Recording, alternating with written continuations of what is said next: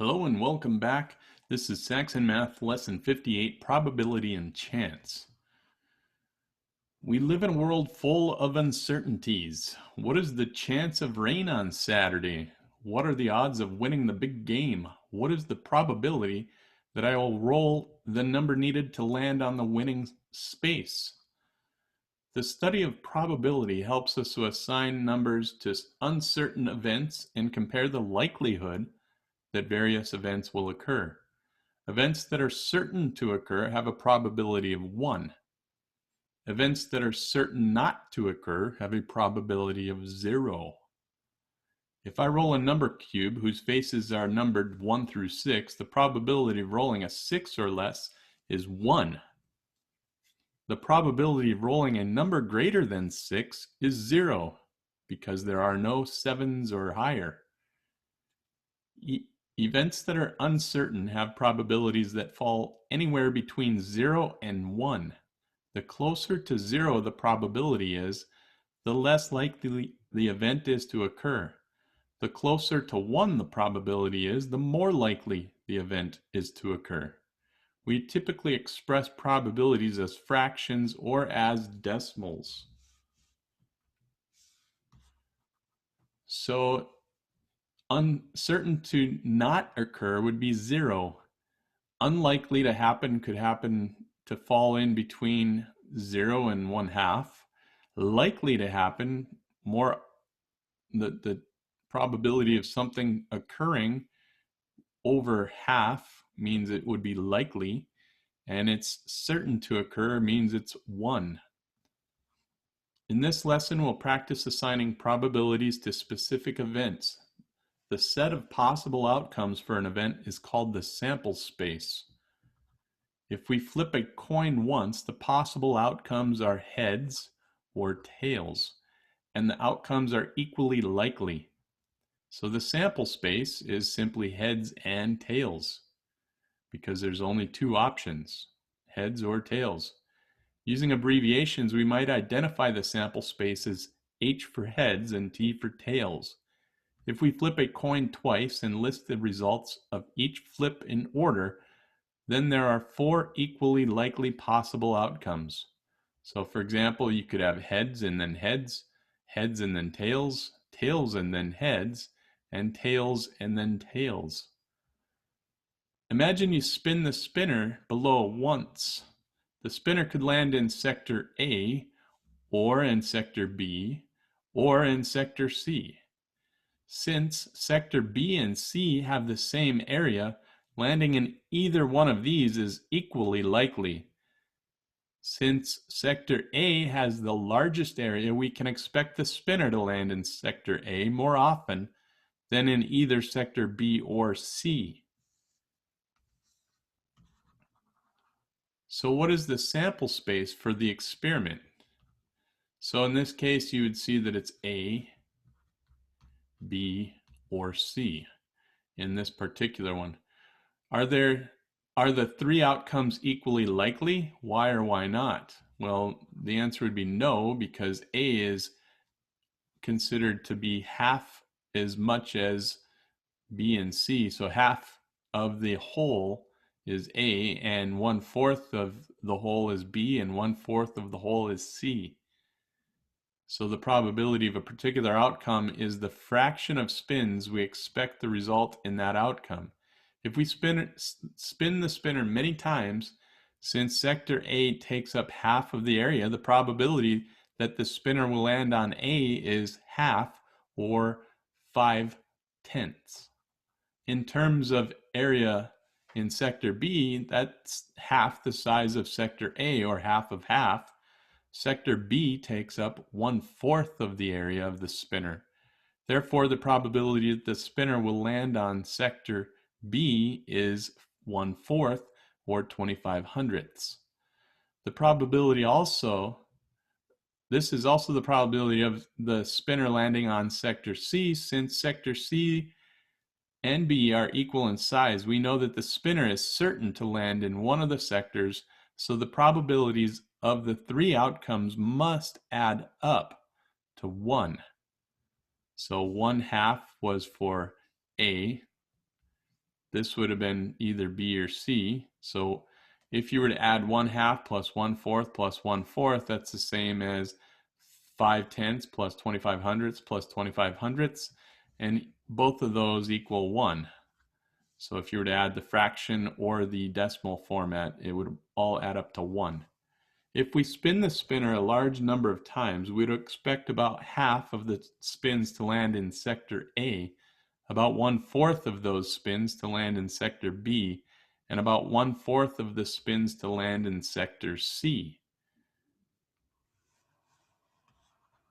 So let's try this. Meredith spins the spinner shown on the previous page 28 times.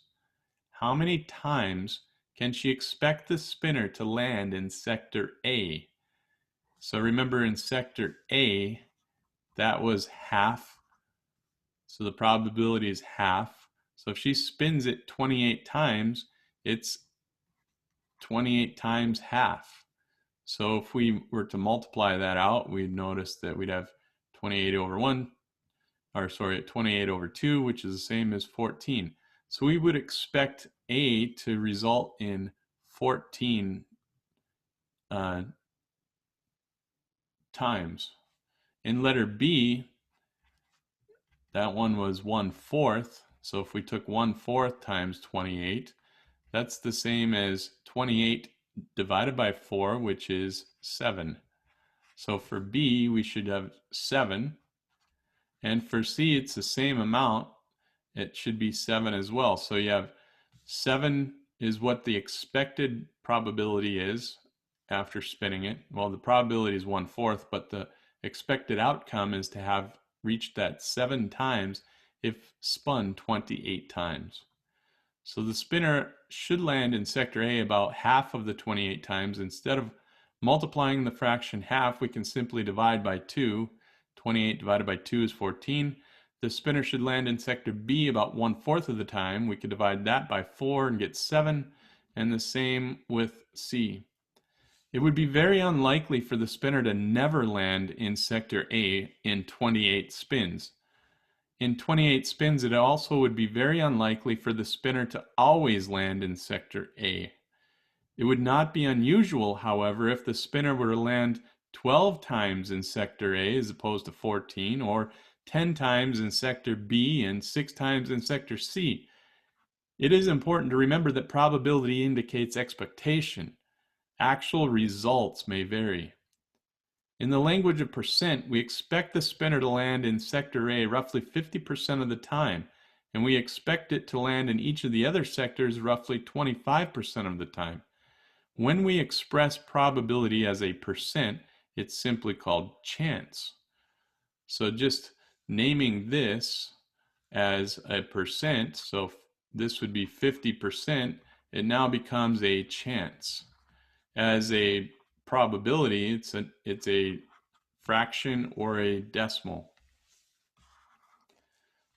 A weather forecaster says that there is a 60% chance of rain tomorrow. Find the probability that it will rain.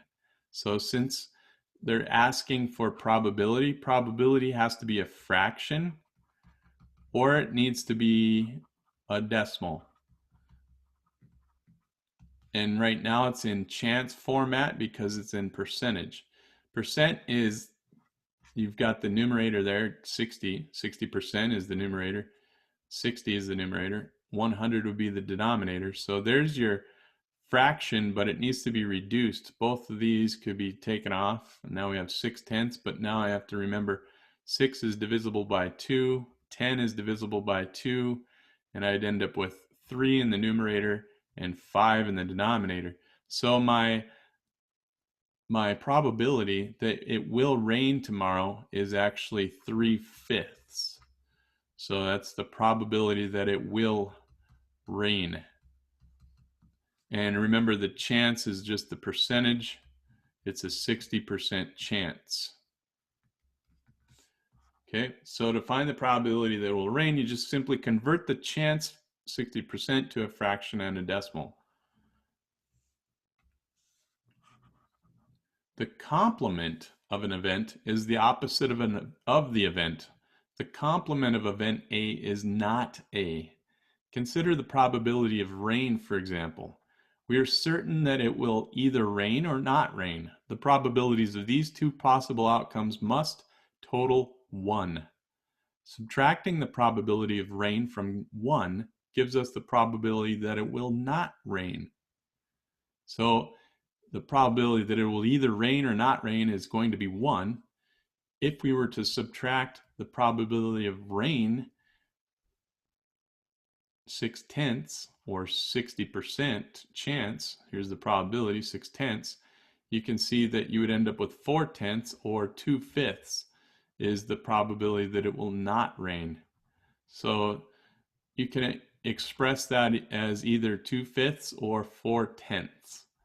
The probability of an event and the probability of its complement total 1. So again, the probability of rain or not rain. So one is the complement of the other. So rain is the complement of not raining, and the probability of not raining is the complement of rain. They complement each other because they total 1. They add up to 1. In some experiments or games, all the outcomes have the same probability.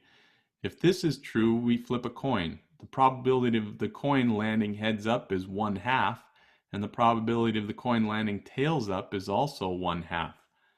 Similarly, if we roll a number cube, each number has a probability of 1/6 of appearing on the cube's upturned side. To find the probability of an event, we simply add the probabilities of the outcomes that make up the event. If all the outcomes of an experiment or game have the same probability, then the probability of an event is number of outcomes in the event divided by the number of possible outcomes. Example 3. A number cube is rolled. Find the probability that the upturned number is greater than 4, then find the probability that the number is not greater than 4. So there's 6 possible equally likely outcomes in this. So your sample space in a number cube is 1, 2, 3, 4, 5, and 6. 2 of those outcomes are greater than 4. So the numbers of outcomes in that event, 2 of them are greater than 4. 5 and 6 are greater than 4. There's 6 total outcomes. That reduces to 1/3. That's the probability that the number will be greater than 4. Thus, the probability of greater than 4 is 1/3. The complement of greater than 4 is less than 4. Rather, the complement of greater than 4 is not greater than 4. So 4 of the 6 outcomes, if you were to look at it, 1, 2, 3, and 4, it's not greater than 4. These are all not greater than 4. So that would be the same as 4/6, which reduces to 2/3. So the probability of not greater than 4 is 2/3. The calculation is reasonable because the probabilities of an event and its complement total 1. 1/3 plus 2/3 will equal 3/3, or 1 total, or 1 whole. Example 4. A bag contains 5 red marbles, 4 yellow marbles, 2 green marbles, and 1 orange marble.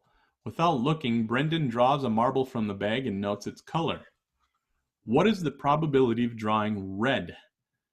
What's the complement of the event, and what is the probability of the complement?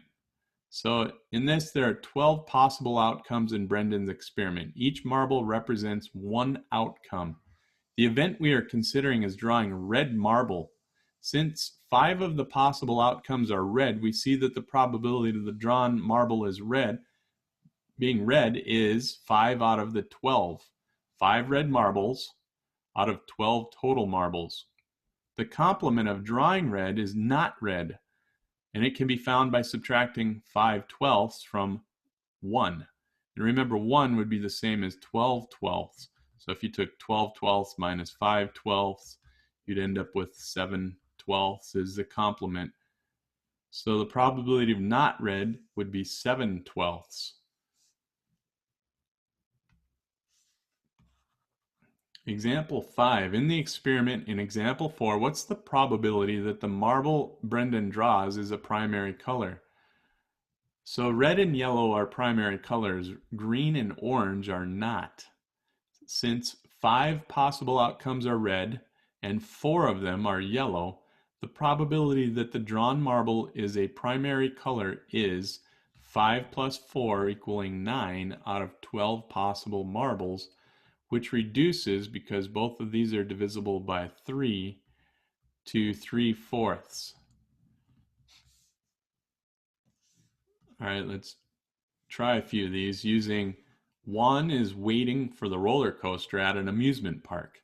He has been told there is a 40% chance that he will have to wait more than 15 minutes. Find the probability that Juan's wait will be more than 15 minutes. Write the probability both as a decimal and as a reduced fraction. Remember, probabilities just stated in a decimal or reduced fraction. Here it is as it's written as chance. Here's what it would be as a decimal. It's pretty simple because when you look at this, you would move the decimal 2 places to the left, and that would be 4/10. So it'd be 4/10 for the decimal, and the reduced fraction would have to be something out of 4 out of 10, which is both divisible by 2. So this would end up being 2/5. So 4/10 is the same as 2/5. This would be your answer for letter A. For letter B, find the probability that Juan's wait will not be more than 15 minutes and express your answer as a decimal and as a fraction. So if this is more than 15 minutes, we can look at this and recognize that it would be the complement or the opposite of that. And if we were to take 2/5 plus, hopefully you know that it's 3/5, which is going to be the same as, if you look at this, 4/10, you have to consider, well, it's 6/10 plus 4/10 makes 1 whole. So remember that 6/10 plus 4/10 equals 1 whole. So if we did that, 6/10 plus 4/10, that equals this. Decimal comes straight down, and it's 1 whole. So that's what it would be. And then this one would be the complement. So 6/10 and 3/5 is the probability that Juan's wait will not be more than 15 minutes. And what word names the relationship between the events in A and B? It's a complement. All right, let's try another one. A number cube is rolled. The faces of the cube are numbered 1 through 6. What is the sample space? So the sample space in this would be 1, 2, 3, 4, 5, and 6. What is the probability that the number rolled will be odd?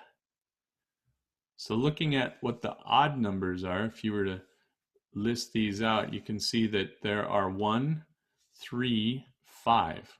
So 1, 3, and 5 are odd. So that's 3 out of 6. The probability would have to be 1/2. And the reason for that probability is because there are 3 total odd numbers out of 6 complete in the sample space. Letter F, what's the probability that the number rolled will be less than 6? So the numbers that are less than 6, you can see, are 1, 2, 3, 4, and 5. 6 is not less than 6, but 5 through 1 are less than 6. So that means there are 5 total less than 6 out of the 6 possible outcomes. The probability that the number will be less than 6 is 5 out of 6. And letter G, state the complement to the event in F and find its probability. So the complement of 5/6 is simply taking 1 minus 5/6, which is the same as 6/6 minus 5/6, which equals 1 in the numerator and 6 in the denominator. This would be the complement to letter F, and the probability is simply that. That is the probability as well. So state the complement to the event in letter F is 1/6, and its probability is in a fraction form already, so you're good to go.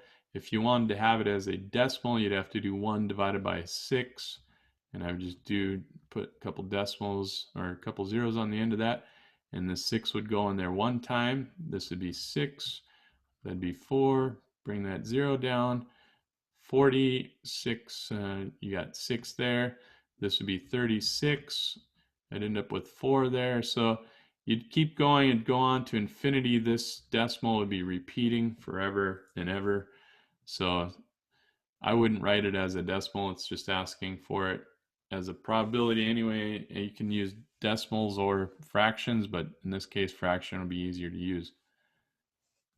All right, I believe that is it for today. You guys did a wonderful job. That was an extremely long lesson on probability and chance. Make sure that if you missed anything, rewind, review, and don't forget to finish all of your work, problems 1 through 30 in your written practice. It's very important. All right, excellent job. See you next time.